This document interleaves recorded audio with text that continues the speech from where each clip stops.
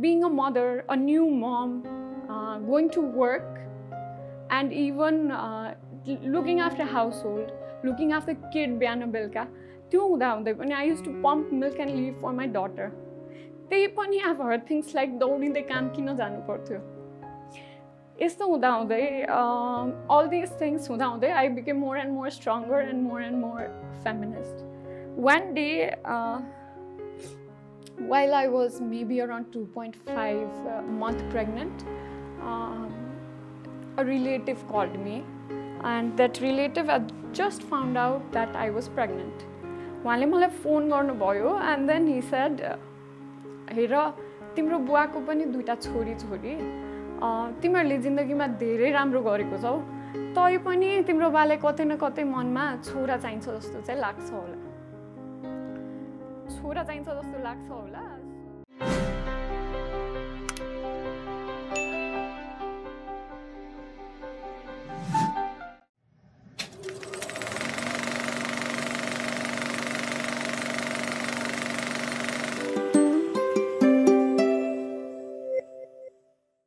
How many of us think of ourselves as feminist while growing up? Well, not me. मैले चाहिँ हुर्किँदाखेरि आफूलाई feminist भनेर सोचेको थिइनँ. कुनै पनि normal family जस्तो with happiness and sorrows, ups and downs, मेरो family पनि same नै थियो. तर एउटा difference चाहिँ थियो मेरो family-मा. We were a unit of 2 daughters and no son. So मेरो बुवाआमाले हामीलाई हुर्काउँदाखेरि आफ्नो सपनाहरू पुरा गर्न दिनुभयो. I was very ambitious. बच्चैदेखि म कहिले आफू लयर हुन्छु भन्ठान्थेँ भने, कहिले आफू मार्केटर हुन्छु भन्ठान्थेँ, कहिले एन्टरप्रेन्योर हुन्छु भन्ठान्थेँ, कहिले डान्सर हुन्छु भन्ठान्थेँ. So with time, my parents let me go abroad and study. 21 वर्षको उमेरमा म मास्टर्स गर्न अब्रोड गएँ. भने मेरो बहिनी पनि she went on to become a doctor. तर यो सबै हुँदा हुँदै पनि on back of my mind, मेरो parents लाई चाहिँ probably because of the patriarchal society we are living in, they had this notion कि छोरीलाई चाहिँ अलिकति बचाएर राख्नुपर्छ. We had very strict rules at home. We had a curfew of 5 o'clock. 5 बजी भन्दा ढिलो आयो भने एकदमै गाली खानु पर्थ्यो. अनि केही कुरा चित्त बुझेन भने जवाफ फर्काउन मिल्दैन थियो. अनि यस्ता धेरै रुलहरू थिए. यो सबै रुल आफूलाई प्रोटेक्ट गरेको भन्दा पनि म वुमन भएकै भएर मेरो अगेन्स्ट भएको जस्तो लाग्थ्यो. र म एकदमै बच्चैदेखि I was very rebellious too. I always went against these rules. So one of my very vivid memory of being subjected to being a female and being discriminated was during my cousin's wedding. मेरो कजनको बिहे थियो. अनि म शायद 18 वर्षको थिएँ अनि मेरो बहिनी चाहिँ 14 वर्षको थियो. We were in a room, I was in a room and I happened to be there alone with 2 old aunties. अनि दुईजना आन्टीले गफ गरिरहनु भएको थियो that someone in their family had conceived for a 3rd time after having 2 grown up daughters already. अनि दुईटा ठुलो छोरी हुँदा हुँदै पनि अब if I don't conceive right now, it might be late भनेर छोरा पाउनको लागि उहाँले चाहिँ conceive गर्नुभएछ. One relative conceived, and they also pre-checked that it was a boy.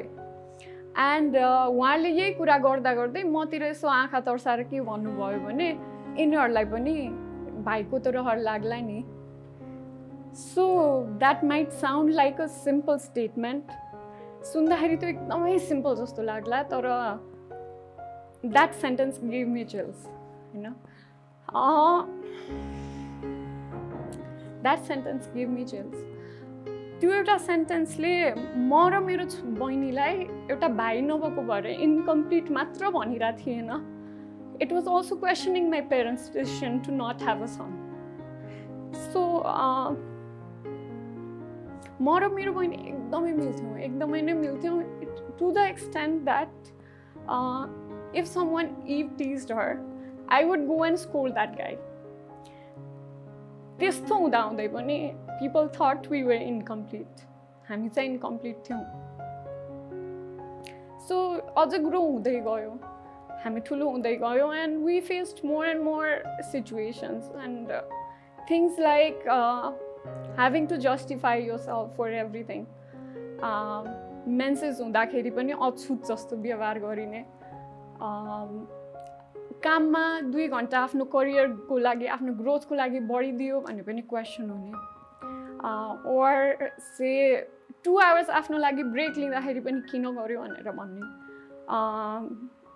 यस्तो हुँदा हुँदै so even things like being a mother, a new mom, going to work and even looking after household, looking after kid बिहान बेलुका, त्यो हुँदा हुँदै पनि I used to pump milk and leave for my daughter.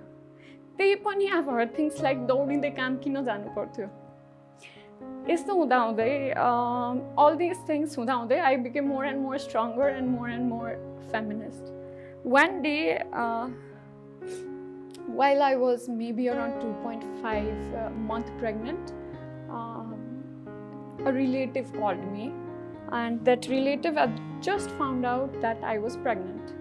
उहाँले मलाई phone गर्नुभयो and then he said, हेर तिम्रो बुवाको पनि 2टा छोरी छोरी, तिमीहरूले जिन्दगीमा धेरै राम्रो गरेको छौ, तै पनि तिम्रो बाले कतै न कतै मनमा छोरा चाहिन्छ जस्तो चाहिँ लाग्छ होला, छोरा चाहिन्छ जस्तो लाग्छ होला, सो तिमीलाई पनि भोलि पर्सि त्यस्तो फिल हुन्छ, सो सर्टेन अल्कलिन फुडहरु चाहिँ प्रेग्नेन्सीमा खायो भने there are more chances that you become a mother to a son.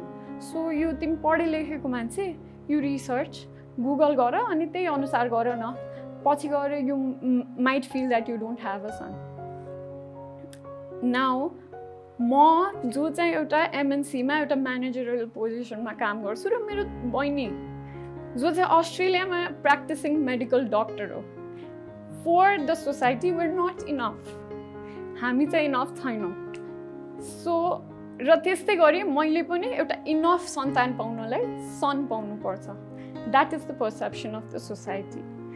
र यो सुनिसकेपछि चाहिँ मैले मनमा त्यो दिन के ठाने भने यदि मैले छोरी पाएँ भने उसको मनमा चाहिँ एउटा छोरा र छोरीमा डिफरेन्स हुन हुँदैन, एउटा केटा मान्छे र एउटा केटी मान्छेमा डिफरेन्स हुन हुँदैन, र यदि मैले छोरा पाएँ भने चाहिँ त्यो छोरा पनि छोरी जस्तै इक्वली केपेबल हुनुपर्छ.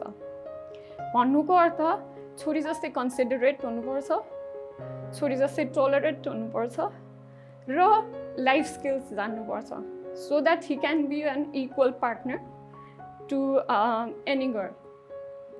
So now I have a daughter, and my sweetheart daughter, she knows there are only 4 differences in a male and a female. So the 4 differences being facial hair, your voice, your upper body, and your private parts. Those are the only 4 differences between a male and a female, and she knows this by heart. Ani I know ठुलो हुँदै जाँदा I'll teach her more, and I'll teach that things are not very different between a man and a woman. She's exposed to social media, to YouTube and everything. She thinks girls should wear pink, girls should have long hair, girls should play certain toys, but as she grows up, I am going to remove those things from her mind. तर छोरा भएको भए चाहिँ त्यही पनि मैले आफूले सोचेको जस्तो गरेर हुर्काउन सक्थेँ या सक्दिनँ थिएँ भन्ने चाहिँ मलाई एकदमै ठुलो क्वेसन छ यो मेरो मनमा, because the society does not let a son become complete. The society does not let a son do anything. यो सबै हुँदा हुँदै पनि हामी सबैको मनमा चाहिँ केटा र केटी बीचको एउटा डिफरेन्स चाहिँ हुन्छ. वर्क प्लेसमा पनि केटी मान्छेले चाहिँ अलिकति एक्स्ट्रा एफोर्ट दियोस्, सोशलाइजिङको कुराहरू गरोस्, अनि त्यसपछि कोही एब्सेन्ट छ भने उसको काम गरिदियोस्, यस्तो एक्सपेक्टेसन राखिरहेको हुन्छ. मेरो मनमा पनि केटा र केटीको बीचमा केही न केही डिफरेन्स थियो. मैले पनि सर्टेन यस्तो कुराहरू थियो जो चाहिँ केटाले गर्न सक्छ केटीले गर्न सक्दैन, अथवा केटीले गर्न सक्छ केटाले गर्न सक्दैन भनेर सोच्थेँ. One such thing for me was driving. मैले आफू हुर्किँदै गर्दाखेरि I had never seen any female driving, and I never envisioned myself driving. I envisioned myself being someone big, working somewhere, doing something big, earning money, but I never envisioned myself driving. First time 26 वर्षको उमेरमा, when I had the compulsion to reach from the college I taught in to my workplace on time, I started driving scooter. And right now, at the age of 36, I've started driving as well. Yo mero lagi chai driving a car as well, and this for me is a big win. Yo chai मैले आफ्नै glass ceiling break गरेको जस्तो लाग्छ. Ani this glass ceiling was there for me because I never had a female idol to look up to for that thing. And I would encourage everyone to break their own glass ceilings and make example for everyone else, to become an example to look up to. With all these life experiences, there are few things I've learned. First thing is be vocal. त्यो uncle जसले चाहिँ thought I needed a son, and those aunties who thought I needed a brother, they can be vocal भने. Why not me, who is going through these things in life? Be vocal, talk about what you're going through. म यति हदसम्म vocal छु कि if I see on social media that the adjective ambitious is linked with the word woman, the noun woman, then I ask that person, why does woman have to come after ambitious? Why can't that be a human? एउटा woman पनि human हो र ambitious हुनु उसको पनि एउटा man को जतिकै nature हो. So be vocal, ask questions. The second thing I have learned is that be unapologetic. If once a cousin told me, a friend told me that because you are so unapologetic, you're transferring that energy to your daughter, and your daughter seems so happy. At that time, I was probably pretending that I didn't feel sorry for my choices. But right now, I'm not sorry for any of my choices. Do your thing. अरूको नराम्रो सोच्नु हुँदैन. अरूको कुभलो चिताउनु हुँदैन. If you're not doing that, then be unapologetic and carry on doing what you're doing. The third and most important thing I have learned, that to become a feminist, you don't have to be out there. You don't have to shout all the time or run in the race with the man. Being yourself, being vocal, being unapologetic, and breaking your glass ceiling, that makes you a feminist. मैले एउटा इन्टरनेटमा कतै पढेको थिएँ that any woman who stands up for herself, knowingly, unknowingly, wantingly, unwantingly, is also standing up for all the women in the world, and is doing good to all the women in the world. So I firmly believe in that. Also, after all these life experiences, मैले बच्चा हुँदाखेरि नसोचे पनि at this point in life, I call myself a feminist. And feminist मात्रै होइन, आफूले भोगेको डिस्क्रिमिनेसनको कारणले म अरू कसैले जसैले पनि भोगेको डिस्क्रिमिनेसनको अगेन्स्टमा एकदमै सेन्सिटिभ छु. र I am proud that I am also raising a daughter who is as sensitive as me. Thank you.